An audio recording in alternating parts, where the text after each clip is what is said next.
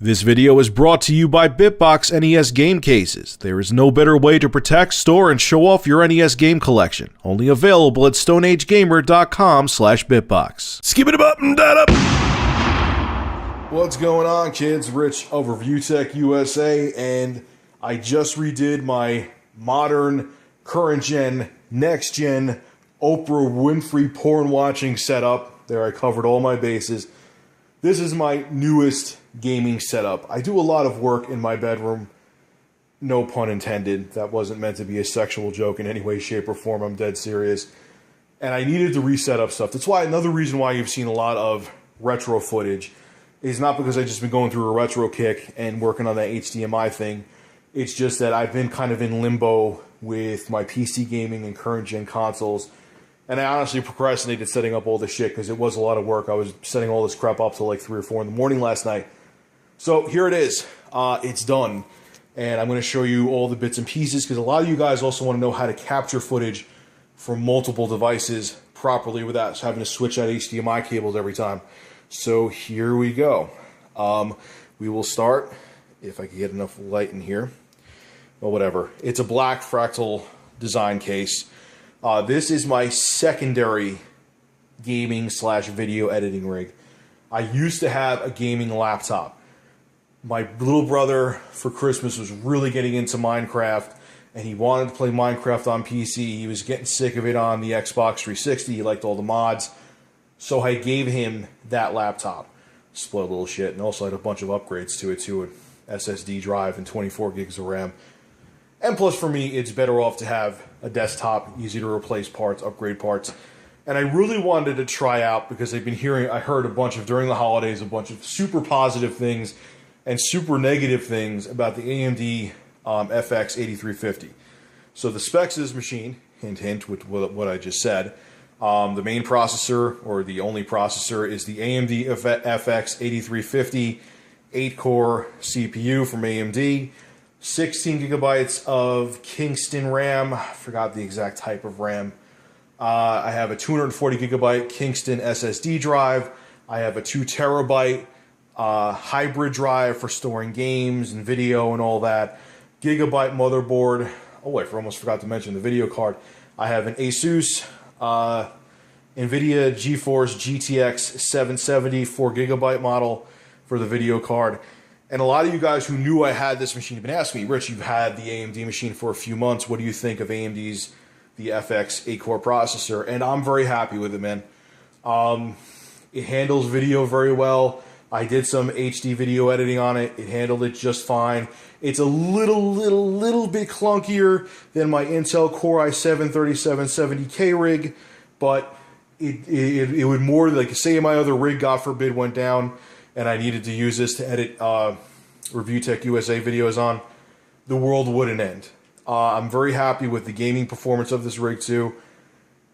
I think a lot of people with the 8-core AMD processor were expecting it to be a huge leap over Intel's quad-core i5, i7 processors.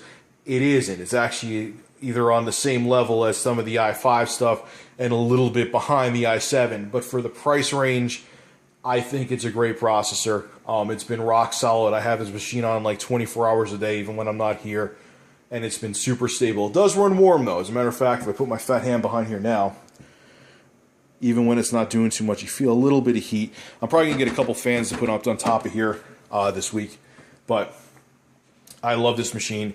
It's rock solid. It's a gaming beast. It does everything I needed to do. I'm still happy with AMD. I like Intel too. I have an Intel rig too that has a GTX 780, 16 gigabytes of RAM in it as well. This one's awesome though. That's pretty much all I could say. If you're thinking about saving a couple bucks and you were curious about how the AMD FX 8350 runs, I think it runs great. There you go. So how do I have internet going to all these different consoles on my PC? Well, I have wired internet coming from my router in my apartment going into this, who makes this switch? TP-Link 4-port Ethernet switch. And everything, including the Wii U, I'll cut to a picture now, is running on wired internet. So my internet in this room is super stable, super fast. I have 50 megabits down average. So you get about 60 megabits per second download 20 megabits per second, sometimes 30 upload. So I have super fast internet in here, and everything including the Wii U, because I'll have a cutaway now because I took a picture before I plugged it in. I have it's a USB to Ethernet adapter. It's not made by Nintendo. You can get it off of Amazon super cheap, especially if you have a Prime account, it'll be even cheaper. So you could hook up wired internet to your Wii U. So the Wii U runs super fast with it. So that is the Switch, and everything is running wired has wired internet, I mean to say. So moving on, this is my ginormous TV. This is a 50-inch Sharp. I still have the Toshiba I had back in the day.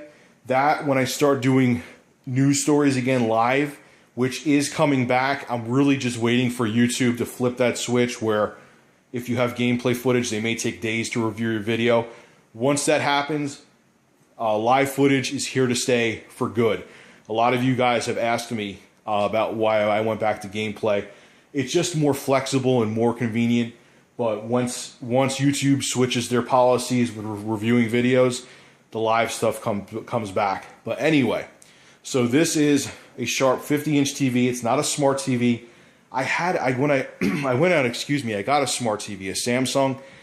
I wasn't thrilled with the smart TV stuff. And no offense, you want to make your TV smart, you buy a computer. Or not everyone can do that. There is very valid reasons to have a smart TV, but me, I'm a nerd with a desktop computer in my bedroom, okay? You can't get much smarter than hooking up your TV via HDMI to a desktop gaming rig. So I brought that one back. This TV was actually 8 inches bigger than that Samsung Smart TV, and it was $100 cheaper. And honestly, the picture on this one is just as good, maybe a little bit better than the Samsung. It's a Sharp. I love this TV. I think it went back up to $700, which isn't a super good deal, but I got it on sale for $550. If you could find it for that price, run screaming to get this TV. It is fantastic, and the picture quality on it is excellent. So, moving on. Now, below here, I have the Xbox One. Just because with the Kinect Spy NSA camera, I'm kidding, relax. It's just easier to have it in the center console. It's not that I favor this or, dry hump it while you guys aren't looking. It's just easier to have it here, just how it works. There's my Xbox One. Again, everything's hooked up to wired internet. A lot of you guys, I'll talk about the HDMI switch and how I have it hooked up to the capture card in a second. So this monster, you're like, Rich, what the hell is that printer? This printer is, and I gotta remember the name, a Hewlett-Packard LaserJet 4L from 1995. Yes, 1995. That's when this thing was originally purchased by my dad's former company. Think about how old that is. President Clinton, okay, still had 1 year left in his first term. Let that sink in. If you're my age, it'll make you very depressed and realize how old you are. This printer is that old. That's when it was originally purchased.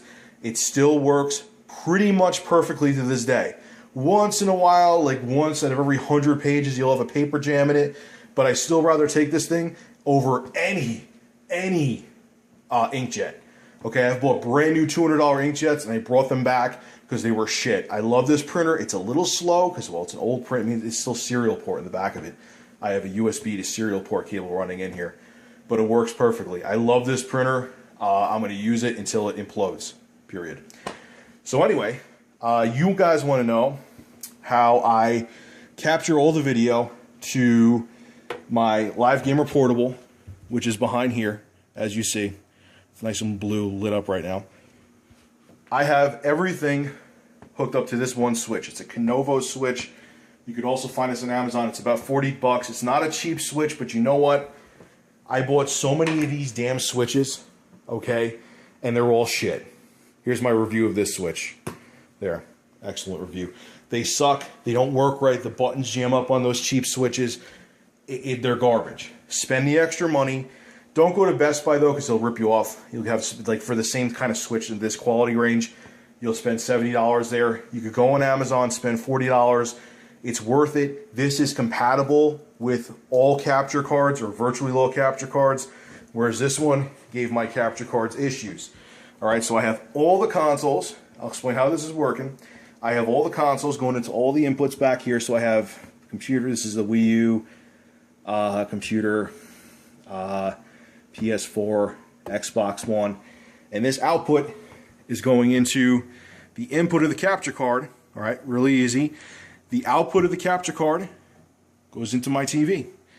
And it works just fine. So if I want to record footage, you can either hit F7 on your keyboard so you don't have to reach back there every time, or you can just hit the little blue button on top. And there you go. It's that simple.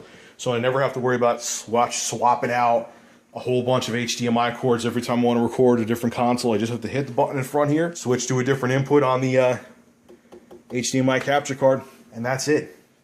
It's that simple. It's really that, and it comes with a remote too. And the remote works really good. It's 40 bucks. If you don't have an Amazon Prime account, it may be more expensive. I do, but there you go. All right, let me sit down here for a second. Here is where my PS4 and Xbox One is. I built this table last night, and there is the PS4. This is a right angle USB cord, so I really recommend getting one of those. It doesn't matter which one it is. This is a right angle USB 3.0. You don't really have to get that because mostly you're just doing it in the front is just charging your controllers anyway. But the nice thing about this is that if you ever hit here, I mean, I wish I had one that was a little more flush, but if you ever hit, there's not as much leverage, so the chances of you damaging your USB port are much slimmer. Next to it is the HDMI to DVI box, which reconverts it back into HDMI and strips the HDCP. I don't recommend getting one of these anymore if you get a PS4, because with the 1.70 update, they're actually letting you record gameplay footage, and you won't need that box anymore. So in like a month or so, that's going to become obsolete, which I'm happy. It's a bunch of extra friggin' cords I don't need. And here is my Zelda Wind Waker Wii U. It's a Wii U, and it's Zelda Wind Waker, and yeah, that's it. And I built this, I think I said it already, but I built this cabinet thingy last night. And yes, there's a lot of cords, but you know what? For me to do cable management on this, I'd have to get different length cords and flip a whole bunch of shit around.